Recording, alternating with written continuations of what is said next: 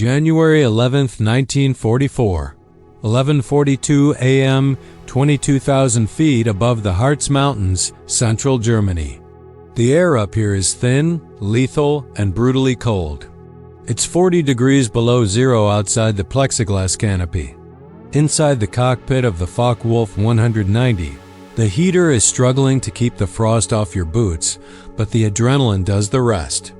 Oberleutnant Hans Weber tightens his grip on the control column.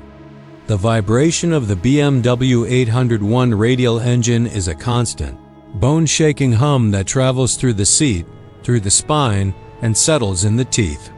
To his left and right, the jagged silhouettes of Jagdgeschwader 1 cut through the cloud layer. They are the hunters. And today the prey is fat, slow, and deep in the heart of the fatherland. Ahead, the sky is stained with the dirty black smudges of flak bursts, and there they are. The big friends. The B-17 flying fortresses of the U.S. 8th Air Force. From this distance, they look like silver moths pinned against the blue canvas of the stratosphere, but Weber knows better. He knows they are porcupines made of aluminum and 50 caliber machine guns. But he also knows something else, something that makes him smile behind his rubber oxygen mask. They are alone. For months, the Luftwaffe has played a deadly game of mathematics. They know the range of the British Spitfire, it barely scratches the French coast. They know the range of the American P-47 Thunderbolt, the Jug, a terrifying diver, heavy and fast, but it drinks fuel like water. The Thunderbolts have to turn back at the German border. They simply cannot go further. Beyond the Rhine River, the sky belongs to the Luftwaffe. Check guns. The flight leader's voice crackles in Weber's headset. The tone is bored, almost clinical. This isn't a dogfight. It's an execution. Weber flips the safety cover on the stick. He checks his reflector sight. The RV-16B glows a dull orange. He imagines the American bomber crews inside those tin cans right now. They must be terrified. They are hundreds of miles past the point of no return, deeper into Germany than any fighter escort could ever dream of flying. They are naked. The German formation begins to climb, trading speed for altitude to set up the classic 12 o'clock high attack. The strategy is simple. Dive head-on into the bomber stream, shatter the cockpit glass of the lid bombers, and break the formation apart. Without their fighter escorts, the B-17s are slow, lumbering cows waiting for the slaughter. Thunderbolts at 3 o'clock low, a wingman calls out. Weber glances down. Sure enough, the chunky shapes of P-47s are visible below, banking hard to the west. They are dropping their empty drop tanks. They are running home. Their fuel gauges are tapping zero. Weber actually laughs, a dry, harsh sound in the throat. It's pathetic, really. The Americans send their boys to die, protected only halfway. The Jugs are leaving the stage just as the main act begins. Let them go, the flight leader orders. Focus on the heavy metal. The Focke-Wulfs crest the top of their climb and roll over. Gravity grabs Weber's stomach and yanks it into his boots. The world tilts. The B-17s fill the windscreen, growing larger by the second. This is the moment of absolute power. The Luftwaffe owns this airspace. But then, a flash of sunlight catches something above the bombers. It's a glint of metal. High, very high. Weber squints. It shouldn't be there. The P-47s turned back. The Spitfires are back in England having tea. There is nothing else in the Allied inventory that can fly this high, this far, and still fight. Maybe it's a stray flight of Messerschmitt 109s providing top cover? No, the silhouette is wrong. It's too slender. The wings are squared off, not tapered. And there's a distinct, deep scoop on the belly. The unknown planes aren't turning back. They are dropping external tanks. Silver teardrops tumble from their wings, flashing in the sun. And then they dive. They don't dive like heavy thunderbolts. They dive like sharks, fast, incredibly agile. Indianer, 6 o'clock, high. The radio explodes into chaos. The confident formation of Focke-Wulf's fractures as tracers streak past Weber's canopy neon green lines of light that signify death. He yanks the stick hard right. The G-force is crushing the air out of his lungs. He looks over his shoulder, panic rising in his chest. The mystery plane is sticking to him. It's turning inside his turn. That's impossible. Nothing turns inside a Focke-Wulf at this speed. The enemy plane closes the distance. Weber sees the white star on the blue fuselage. He sees the four-bladed prop blurring into a disk of violence. This is no Thunderbolt. This is something new. Something that has erased the safety zone. The German pilots had laughed at the idea of an escort fighter reaching Berlin. They had mocked the American strategists. But as 50 caliber rounds hammer into the wing of his wingman, sending the plane spinning down in flames, Weber realizes the joke is over. The P-51 Mustang has arrived. And there is nowhere left to hide. January 11, 1944, 11:45 a.m. The airspace over Aschersleben. The sky has turned into a swirling mosaic of aluminum, smoke, and terror. Oberleutnant Weber fights the stick with both hands. His Focke-Wulf 190, the Werger, or Butcher Bird, is a machine built for brutal, slashing attacks. It is heavily armored, and armed with 20mm cannons that can tear a bomber in half. It is a hammer, but the plane behind him is a scalpel. "Brake left, the radio screams. It's a young pilot, voice cracking, likely dead before he finished the sentence. Weber doesn't look. He acts on instinct. He snaps the Focke-Wulf into a violent roll. The FW-190 has a phenomenal roll rate. It's the one advantage he still holds. He flips inverted and pulls hard, diving toward the cloud deck 3,000 feet below. This is the standard escape maneuver. Against a Spitfire, this works. The Spitfire has a float carburetor. If it dives too steep too fast, the engine cuts out. Against a Thunderbolt, this works. The P-47 is heavy. It compresses in a dive, turning into a runaway train that can't pull out. Weber watches the altimeter unwind. 18,000 feet. 15,000. The G-forces press his eyes back into his skull. He levels out, gasping for air, checking his mirror, expecting to see empty sky. Instead, he sees the spinner of a P-51 Mustang. It is glued to his tail. It didn't stall. It didn't compress. It followed him down through the air pressure changes like a shadow. And now Weber hears it. Even over the roar of his own BMW radio, he hears the distinctive, high-pitched whistle of the Packard V1650 Merlin engine. It's a sound that will haunt the Luftwaffe for the rest of the war. Thump, thump, thump. Bullets strike his fuselage. Not the heavy cannons he fears, but a hailstorm of 50 caliber rounds. They shred the rudder. They spark off the armor plate behind his seat. Weber realizes with a sick feeling in his gut that the rules of engagement have just been rewritten. The Luftwaffe had built its entire defense strategy on a single premise: sanctuary. They believed they could engage the bombers on their own terms. They would wait for the escorts to run low on fuel and turn back, then feast on the B-17s like wolves on sheep. But looking at the Mustang behind him, Weber realizes the sanctuary is gone. This American fighter isn't running on fumes. It's fighting with a full throttle, deep in Germany, with enough gas to chase him all the way to the ground. He yanks the throttle back, deploying flaps, trying to force the Mustang to overshoot. It's a desperate move, bleeding all his energy. The Mustang pilot doesn't take the bait. He pulls up in a graceful, energy-sustaining loop, rolling over the top, and drops back down on Weber's 6 o'clock position. It's effortless. It's arrogant. It's superior. Weber feels the sweat freezing on his back. This isn't just an escort fighter. The P-51 is an air superiority fighter that happens to have the range of a bomber. To his right, he sees a trail of black smoke. It's his flight leader, the man who had laughed 10 minutes ago about the naked bombers. His plane is a torch, spiraling down into the German countryside.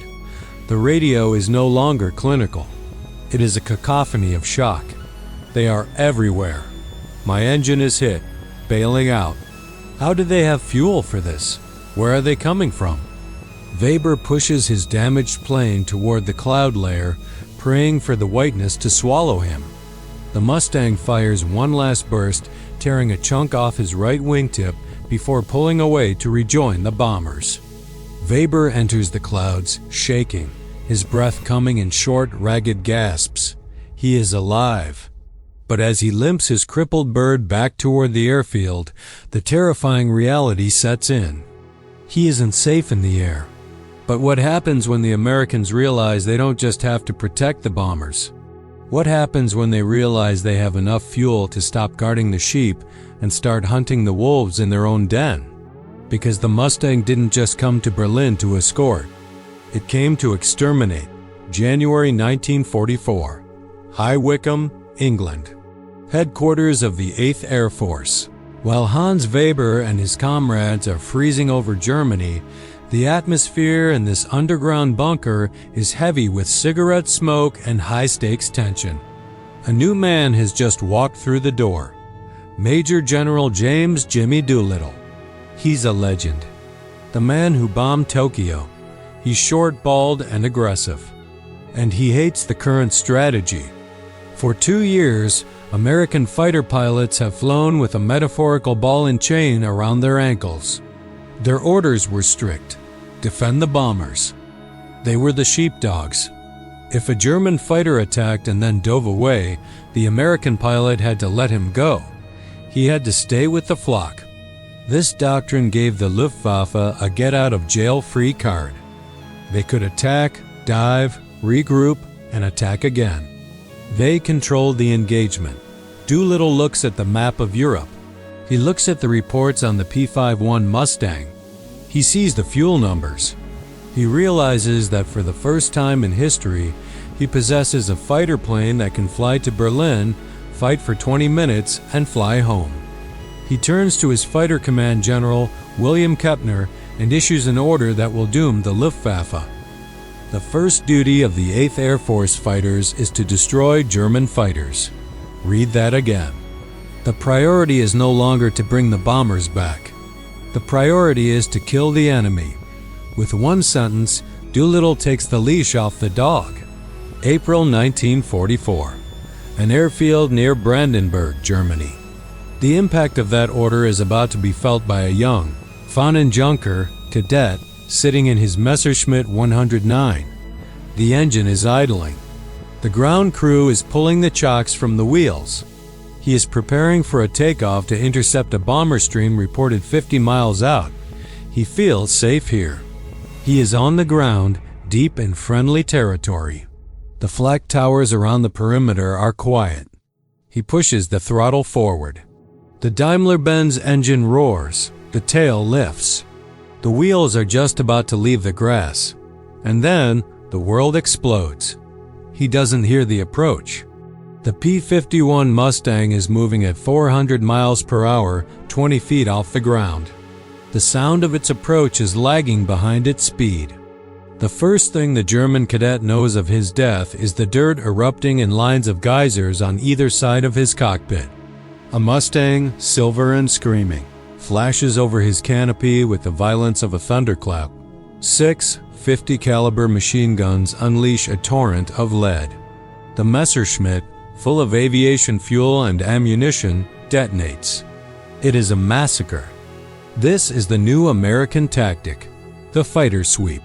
Mustang groups are now roving ahead of the bombers, ranging freely, hunting for trouble. They aren't waiting for the Germans to climb up to 25,000 feet. They are pushing their noses down and hunting the Germans where they live. They catch them taking off. They catch them landing low on fuel, out of ammo, exhausted. They catch them taxiing.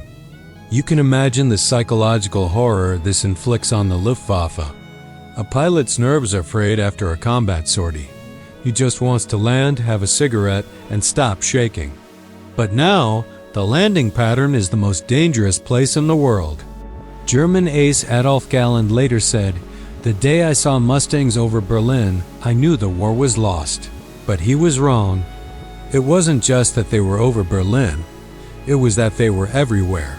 The Mustang pilots, bored of waiting for aerial combat, begin shooting up trains, trucks, and flak towers. They own the air from the stratosphere down to the blades of grass. The Luftwaffe is bleeding out. They are losing planes, yes. German factories can build more planes, but the Mustang is killing the men inside them. And you cannot build a veteran pilot in a factory. The big week bombing campaign begins. The Mustangs swarm. And the German pilots, once the hunters who laughed at the Allied range, find themselves trapped in a box that is shrinking every single day. But the final blow, the one that breaks the back of the German Air Force, isn't just about bullets. It's about a realization. A realization that comes when a German pilot looks at his fuel gauge, then looks at the Mustang on his tail, and understands the terrifying math of the new war. May 28, 1944, 8 p.m. The officers' mess at Jagdgeschwader 26. The room is quiet, too quiet. 3 years ago, this room would have been filled with the sound of clinking champagne glasses, laughter, and the boasting of young men who felt immortal. Today, the only sound is the scratching of a phonograph needle on a warped record and the clatter of a single coffee cup against a saucer. You look around the table. There are 12 chairs. Only 4 are occupied. The empty chairs don't just represent dead men. They represent decades of experience. They represent the expert and the aces. The men who had survived the Battle of Britain, the Russian front, and North Africa. The men who were supposed to be invincible. But the P-51 Mustang has done something no other Allied weapon could do. It has turned the war into a simple, brutal equation of attrition. Here is the math that is killing the Luftwaffe. An American pilot in a Mustang flies a tour of duty, perhaps 50 missions. If he survives, he goes home.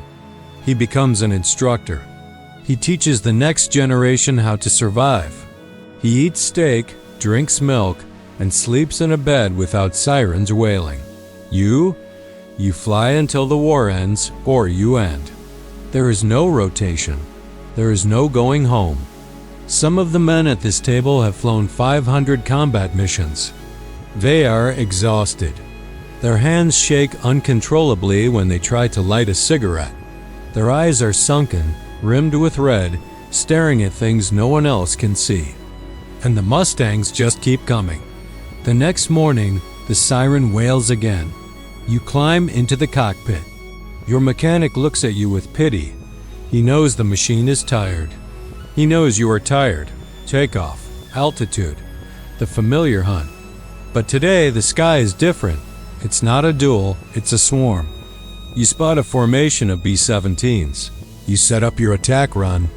But before you can even disengage the safety on your cannon, the radio screams, "Mustangs, hi!" 12 o'clock. They drop on you like a cascade of silver rain. You pull hard, banking into a defensive spiral. You are a better pilot than the American behind you. You have more kills. You know the air better. But he has 3 friends. You dodge the first one. You outmaneuver the second. You actually manage to put a burst of cannon fire into the wing of the third, sending him smoking away. But the fourth one? The fourth one is sitting comfortably on your tail, waiting for you to run out of energy. This is the reality of 1944. The Mustang has allowed the Allies to flood the airspace. It doesn't matter how good you are. If you have to dodge 50 caliber rounds every time you take off, the law of averages will eventually kill you. The Luftwaffe is bleeding out its brain. With every veteran shot down, a repository of knowledge is lost forever. And who replaces them? You look out your canopy at your wingman. He is a kid. 19 years old. He has 10 hours of flight time in the Focke-Wulf. He barely knows how to operate the radio, let alone fight a P-51. He is terrified. And he should be. The American Mustang pilots have started calling it the turkey shoot. They are no longer fighting the elite Luftwaffe of 1,940. They are slaughtering novices who are thrown into the cockpit before they are ready, sent up in machines they can barely fly, to fight against the finest fighter aircraft ever built. You watch helplessly as your young wingman makes a rookie mistake. He turns flat. He bleeds his speed. A Mustang pounces. It's over in 3 seconds. A flash of fire. A parachute that doesn't open. You scream in frustration, slamming your hand against the instrument panel. You dive for the deck, the Packard Merlin engine of your pursuer whining in your ears like a banshee. You survive today. You land on a cratered runway. You walk back to the mess hall. There is one less person at the table. The Mustang hasn't just won the air war. It has destroyed the spirit of the German pilot. It has proven that no matter how hard you fight, no matter how many bombers you shoot down, the horizon will always be filled with those silver shapes. And as the summer of 1944 approaches, the Mustangs are about to deliver the final insult. They are going to stop hunting planes and start hunting the very lifeblood of the German war machine. June 1944. The railway lines near Leipzig, Germany. The war has changed elevation. It has dropped from 25,000 feet to 20 feet. You are a Mustang pilot named Blue. You are 22 years old, chewing a piece of spearmint gum that lost its flavor an hour ago. You have been flying over Germany for 3 hours and you haven't seen a single swastika in the sky. The Luftwaffe isn't coming up to play. They are hiding. So you go down to find them. This is the phase of the war the history books often gloss over, but it is the phase that actually strangulated the Third Reich. It's called interdiction. You push the stick forward. The P-51 screams down from the cool blue air into the haze of the German summer. The trees rush up to meet you. You level off just above the telephone poles. You are moving at 350 miles per hour. At this height, speed feels physical. It blurs your peripheral vision. Your flight leader spots it first. A puff of white smoke against the green horizon. A train. It's pulling flatbed cars covered in canvas. Likely tanks. Likely ammunition moving to the Normandy front. Music. Tally-ho. 11 o'clock. The radio crackles. The flight shifts. 4 Mustangs line up in a trail formation. The train engineer sees you. You see the white smoke turn to frantic black puffs as he tries to build pressure, tries to race a machine that can fly. It's hopeless. You drop your nose. The reticle settles on the black iron boiler of the locomotive. You squeeze the trigger. The P-51 shudders as 6 heavy machine guns unleash a converged stream of armor-piercing incendiary rounds. The boiler doesn't just break. It detonates. A massive cloud of superheated steam explodes outward, scalding the air. The train derails, metal screeching against metal, tumbling off the tracks in a tangled ruin of steel. You pull up hard, banking over the burning wreckage, looking for flak, but there is none. This is happening all over Germany. Every train, every truck, every barge on the Rhine is being hunted. The Mustangs are cutting the veins of the country. But the true target isn't the train. It's what powers it. 2 specks. They are coming from behind, low and fast. You check your airspeed, you're doing 400 miles per hour, fast. But these specks are growing larger at an impossible rate. They aren't propellers, they are triangles. Shark-like bodies with engines slung under the wings, and they have no props. They blow past you as if you are parked in the sky. Boogies, fast, 6 o'clock. The Me-262 Schwalbe Swallow has arrived. It is the world's first operational jet fighter. It flies at 540 miles per hour. It carries 4 30mm cannons that can disintegrate a bomber with a single hit. In a straight line, It makes the Mustang look like a farm tractor. For the first time since 1943, the American pilots feel a spike of genuine, cold fear. You push the throttle through the gate. The Mustang roars, shaking, straining to catch up. But the jets just pull away, leaving trails of burnt kerosene and a sound like ripping canvas. They climb at an angle you can't match. They dive at speeds that would rip your wings off. Inside the cockpit of the Me-262, General Adolf Galland, disgraced, rehired, and now leading the legendary JV-44 squadron of experts, feels a flicker of hope. The jet is a masterpiece. It is smooth. It is quiet. It is the future. He dives on a formation of B-17s. He is moving so fast he has only seconds to aim. Boom, boom, boom. The cannons thump. A bomber wing shears off. He pulls up, using the immense speed to rocket back into the safety of the stratosphere. The Mustangs below are helpless to touch him, but the P-51 has a secret weapon. It isn't speed. It isn't firepower. It is patience. The American commanders quickly realize the flaw of the jet. The Me-262 is a beast in the air, but it is a baby on the ground. Its early jet engines are temperamental. You can't slam the throttle. The engines will flame out. It needs a long concrete runway to take off and land. It is slow and sluggish during approach. The order goes out to the Mustang groups. Rat catching. Don't chase them in the high air. You'll never catch them. Wait for them to come home. March 1945. Akmar Airfield, Germany. The Me-262 pilots are returning from a sortie. They are low on fuel. Their nerves are fried. They drop their landing gear. The wheels lock down. The airspeed bleeds off. 180 miles per hour. 150 miles per hour. They are committed to the landing. They are vulnerable. And that is when the Mustangs strike. Here they come. A swarm of P-51s, lurking in the haze at treetop level, pops up over the airfield boundary. They have been circling for an hour, just waiting for this moment. The German flak towers open up, filling the air with red tracers. This is Flak Alley. It is suicide to fly here. But the Mustang pilots don't care. They smell blood. Yeager and his squadron dive into the flak. They catch the jets on their final approach. It's brutal, it's unfair, and it's effective. The jets, unable to accelerate, unable to turn, are sitting ducks.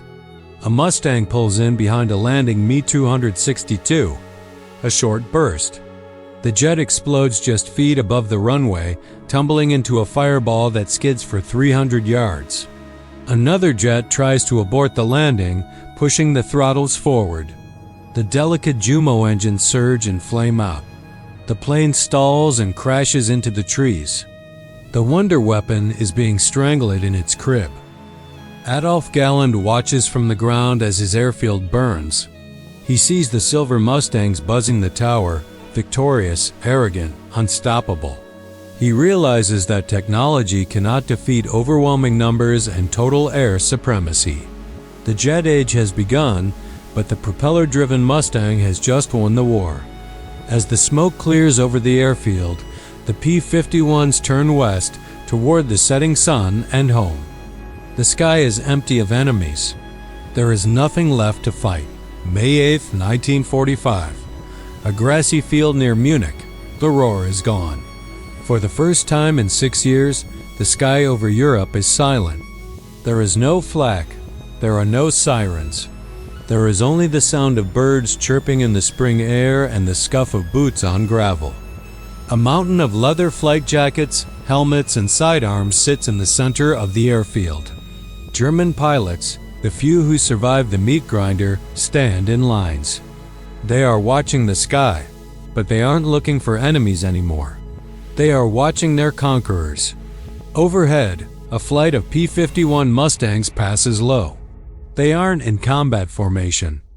They are in a parade review. The pilots slide their canopies back. They wave. One of them pulls the nose up and executes a slow, lazy victory roll, a barrel roll of pure joy. Down below, a German major watches the silver plane catch the sunlight. He lights a cigarette, his hands steady for the first time in months. He turns to the American officer accepting his surrender. "We could have fought the Spitfires," he says quietly. "We could have fought the Thunderbolts. But that," he points his cigarette at the Mustang, "that plane was the devil. The P-51 Mustang didn't just win battles. It broke the psychological spine of the Third Reich."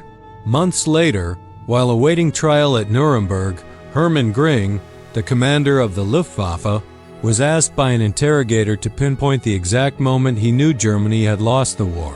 Göring didn't mention Stalingrad. He didn't mention D-Day. He didn't mention the atomic bomb. He looked the interrogator in the eye and said, "When I saw Mustangs over Berlin, I knew the jig was up." The statistics tell the story of a massacre. By the end of the war, P-51 pilots claimed nearly 5,000 enemy aircraft destroyed in the air and another 4,000 on the ground. They broke the Luftwaffe not by outturning them in dogfights, but by suffocating them. They took away the sanctuary of distance. They took away the safety of the takeoff. They took away the fuel. The German pilots had laughed in 1943. They had mocked the range of Allied fighters. They had believed the sky over Germany belonged to them by divine right. But they forgot one simple rule of warfare. You cannot hide from an enemy who can fly forever. The P-51 Mustang began as a reject, a British design request that the Americans repurposed. It was an accident of engineering that became the Cadillac of the skies. As the sun sets on that final day of the war in Europe, the Mustang remains the enduring image of Allied air power. It is sleek, silver, and beautiful. But to the men who looked up from the cockpit of a Focke-Wulf 190 and saw that four-bladed propeller spinning behind them, it was something else entirely. It was the inescapable verdict of history.